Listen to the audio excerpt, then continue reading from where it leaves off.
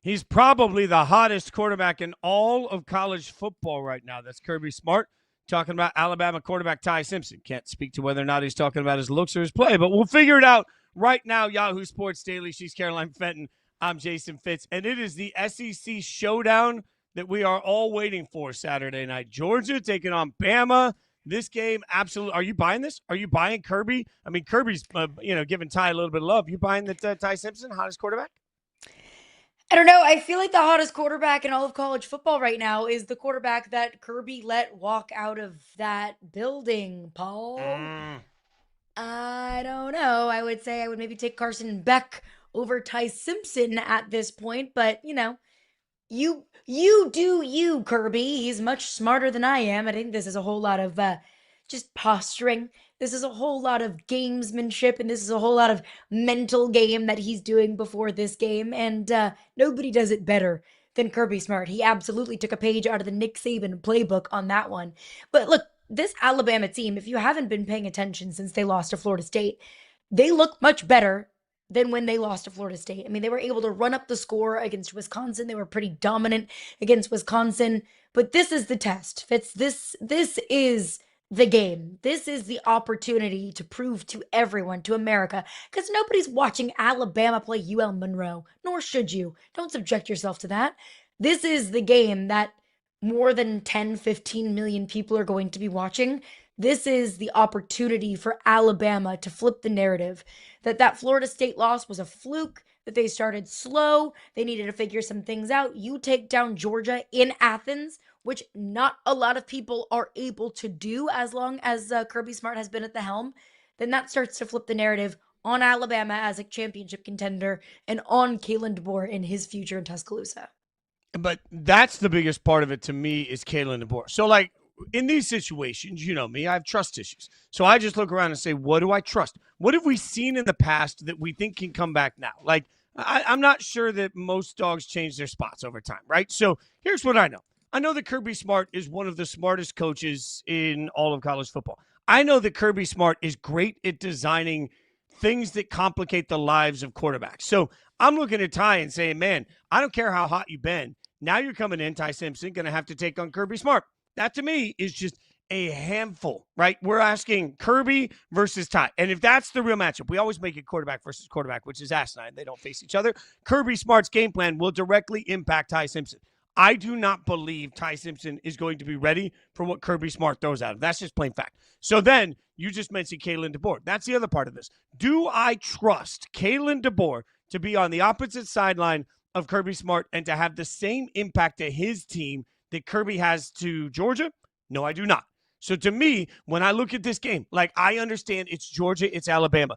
I also think we were spoiled by a generation of Georgia versus Alabama that had the two best coaches in the business for the last several years going at it with rosters that were just stacked and equal in all of these different things. Georgia still has a ton of talent. Kirby is still the coach over there. I know Alabama has the talent, but have we seen anything at all from Kalen DeBoer at Bama that makes us believe that Kalen DeBoer is going to have this team ready to outplay Georgia? I just don't see it. I think Georgia rolls in this game. We do. Go ahead. The game last year, Kalen DeBoer beat Kirby Smart and Georgia last year. Now, granted, it was in Tuscaloosa, and I do hear you that everything that we've seen this year, like, if you give me Kalen DeBoer or Kirby Smart, I'm taking Kirby Smart 7 times a week and twice on Sundays. But that's what I said last year, too. That's probably what you said last year. That's what we were all saying last year. Yet, Kalen DeBoer was still able to find a way to beat Georgia and dominate them in the first half. Dominate them in the first half with a quarterback that, for whatever reason, Carson Beck, like, I put a lot of last year's failures on two things. Carson Beck wasn't the best of himself, and those wide receivers couldn't hold on to a hot potato for anything, right? Like, sure. Those wide receivers last year led the nation in drops. That has not been the case this year. And I don't know what is fixed to that for Georgia. I don't know why that has changed for Georgia. But to me, last year, the state of that game, and remember, we were doing a college football show together last year, and at halftime, we were ready to record our show. It was like, this thing's over. I can't believe it. And then all of a sudden, it's like, it's not over. Georgia woke up. Look, I understand that they got that last year. They got the better of that because they had a quarterback on one sideline that melted down. While I don't necessarily trust, or an offense, I should say, that melted down. I don't really know what we have in Gunnar Stockton yet, but I know what we don't have. We don't have a Georgia offense that can't seem to move the football, and that was the case last year. I think Georgia beat themselves as much as Alabama beat them last year. I know Bama fans don't want to hear that. I just think Georgia beat themselves. I don't think that's going to happen 2 years in a row. So how much of that credit last year comes to Kalen DeBoer doing something absolutely epic on the sidelines for Alabama, and how much of that comes to over and over and over Georgia beat themselves? You think they haven't been watching that film all year since then? I just don't see Georgia doing that to themselves 2 years in a row. I don't either. I don't see Kirby Smart getting got 2 years in a row. I also don't see Georgia losing at home. For those two reasons, I'm taking Georgia to win this football game in a very close game. But you mentioned the Kirby Smart defense and throwing things at Ty Simpson that he's never seen before. And yes, that's wholeheartedly what I expect. I also expected that against Tennessee. I also expected Kirby Smart and Georgia to do that 2 weeks ago at Tennessee, but instead, Joey Aguilar threw for 371 yards. That Tennessee offense put up over 500 yards. That Chris Brazzell had 177 receiving yards and 3 touchdowns. No disrespect to Chris Brazzell in the slightest, because I think his draft stock is starting to skyrocket.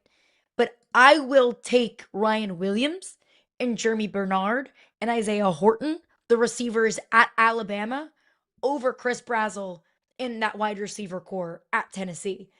So if Georgia's secondary got so just cooked and toasted by that Tennessee offense, I think these Alabama receivers are better. Now, with all that being said, Kirby's specialty is the secondary. Kirby Smart is a safety himself. I don't think that he's going to let his secondary get cooked again like that, like they got cooked by Tennessee.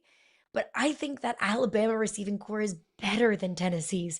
So Georgia's going to have to make some major adjustments, because 370 passing yards against Georgia, that is crazy. And that's credit to Joey Aguilar, and that's credit to Josh Heupel and that offense. But that secondary is going to have to make some massive adjustments. But that's the biggest part to me. I believe today on a neutral field, Tennessee is better than Alabama. And I believe right now, if I needed one of those two coaches, if I needed Josh Heupel or Kalen DeBoer for one game right now to come up with an offensive game plan, Heupel. I'm taking Heupel over Kalen DeBoer right now. So to me, the better coach in that the better coach of the two we're talking about, yeah, there might be more talent at the wide receiver position. I think that Tennessee team is better than Alabama. And by the way, Georgia still won that football game on the road. It might have been a miracle win, but they still won that football game. I think Georgia rolls by 2 touchdowns. Like I'm taking Georgia 2 touchdowns. I'm going big. I'm going big on this. 2 touchdowns. I say Georgia wins it like by a field goal. I think it's going to be close. I do think Georgia wins it. Georgia just does not lose in Athens. But when these two teams meet, when it is a battle of the heavyweights, a battle of the juggernauts in the SEC, I can't see either of these teams running away with it. You're right. I just don't think it's a battle of 2 heavyweights. I think it's a battle of 1 heavyweight and 1 midweight, whatever you call that, lightweight, featherweight. What are we gonna one middle of the pack team? How are you feeling? You got that LSU helmet behind you. Another huge SEC showdown this weekend. We've got LSU, Ole Miss. We've got the Lane Kiffin and his daughter bowl. I don't know what to make of it, but social media has made it a delight as LSU, as we have all found out that Landry Kiffin. She let the world know that she's in a relationship with LSU's star linebacker the week of this game. What do we think? Landry Kiffin and Whit Weeks have set the internet ablaze. Not only the internet, but probably Lane Kiffin himself as well has probably pissed off about it.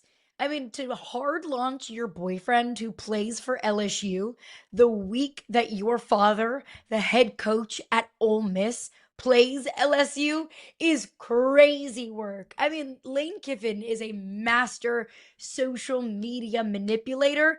That's maybe a gene that he passed down to his daughter Landry, and I do love this. Whenever it was pointed out that, Landry posted a picture with Whit Weeks, LSU star linebacker, like you said, Fitzy, Lane Kiffin said, take the over. He's going to be running up the score. He's going to try to run up the score at least. Try to run up the score. I don't know who can run up the score, frankly, Fitzy, against this LSU defense. This LSU defense is elite. Like, this is the LSU defense that I know and love. This is not the LSU defense of 2022 that was giving up 50 points a game and 50 points to this Ole Miss team. So this one's fascinating to me because I think it's strength on strength and weakness on weakness. Strength of LSU's defense against the strength of Ole Miss's offense. Trinidad Chambliss, their backup quarterback, might be even better than Austin Simmons, their starting quarterback. And then weakness, LSU's weakness has been offensively. Running the football, they're 83rd in the country in running the football. Garrett Nussmeier hasn't been that kind of gunslinger as much this season as maybe we saw last year. Ole Miss's defense is truly horrendous. Ole Miss is the 121st ranked run defense in all of college football. So if LSU is going to get this run game going, this offense going against anybody, it's going to be against this leaky Ole Miss defense. Which they So I'm a will. little That's nervous. how they will. I'm nervous. This game's always weird. Yeah, I'm always LSU's gonna crush time of possession, keep Lane's offense off the field, and LSU's gonna roll away with it. It's pretty easy. All right, she will never be as confident. Your as I am. lips to God's ears. Go Tigers.